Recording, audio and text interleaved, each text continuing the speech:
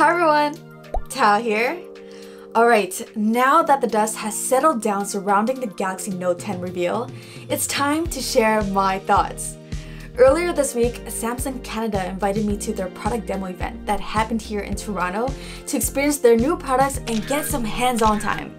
Thank you Samsung Canada for the love. The biggest news is that there are two variants of the Note this year, the Note 10 and 10 Plus.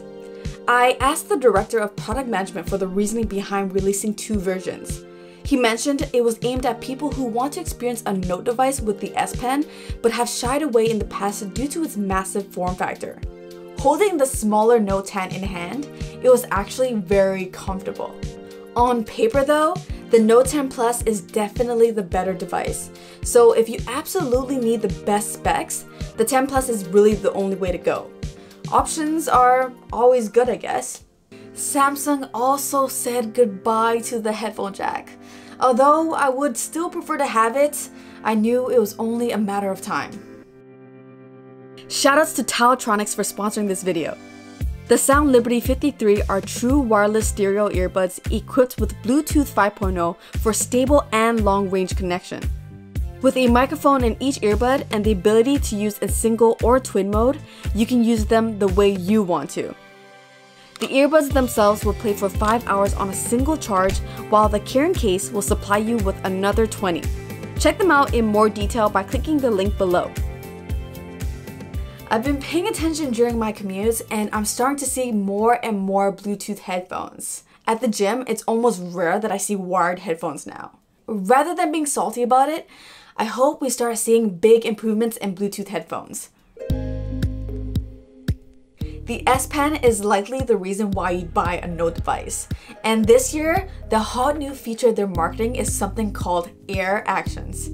Breaking it down, the S Pen now has a motion sensor inside and can detect when you wave it in certain directions. So you can switch between the selfie and rear cameras by waving up or down, or scroll through the different camera modes by waving right or left. Seeing it demoed in person, it was definitely a really neat trick, but the real question is, how useful is it really? Like the addition of Bluetooth last year, I think it's going to rely on if and how popular app developers integrate it into their own apps. Okay, let's talk about colors. Here in Canada, we're getting the Aura Black, Aura White, and Aura Glow. The Aura Glow is absolutely stunning. Actually, more beautiful in person. I was skeptical at first, but after holding it in my hands, I think Samsung has a color that potentially appeals to both men and women. With that being said, I think I might go with the Aura White. Maybe.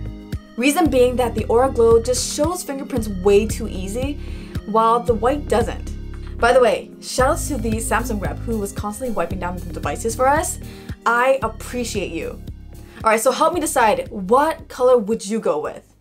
We're also going to be able to charge the Note 10 and 10 Plus much faster.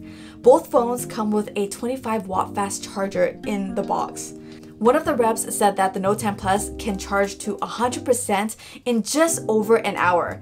Honestly, I'm going to have to test that out myself and I'll confirm with you guys later if that statement is true.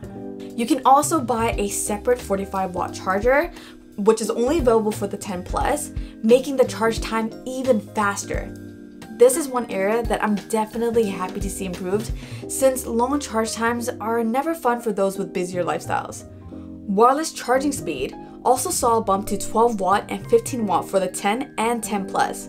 At 15 watt, the Note 10 Plus can charge as fast wirelessly as the Note 9 plugged in. I also got a chance to check out the Galaxy Watch Active 2 and Galaxy Tab S6. If you're a sub, you already know that I've been rocking the original Galaxy Watch for quite some time now. I reviewed the Watch Active, but due to no rotating bezel and no speaker for taking calls, I passed that along to my friend. The Watch Active 2 resolves both these problems and it might just replace my Galaxy Watch. I'll have to test it out, but I'm excited to get my hands on one. It also comes in a larger 44mm size too now.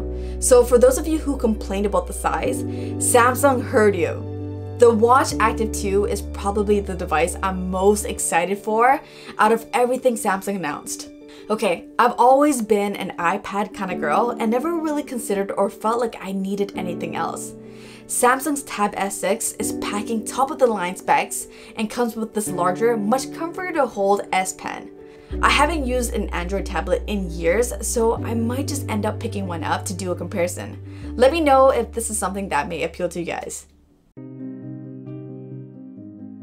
Anyways, these are just some early first impressions and things that stood out to me after playing with the devices briefly. You can definitely expect more content in the coming weeks. I use the Note 9 exclusively for work, and it continues to serve me really well. So let's see how the 10 and 10 Plus stack up for my workflow. Anyways, if there's anything you want me to cover in more detail, please let me know down below. Until the next one, bye for now!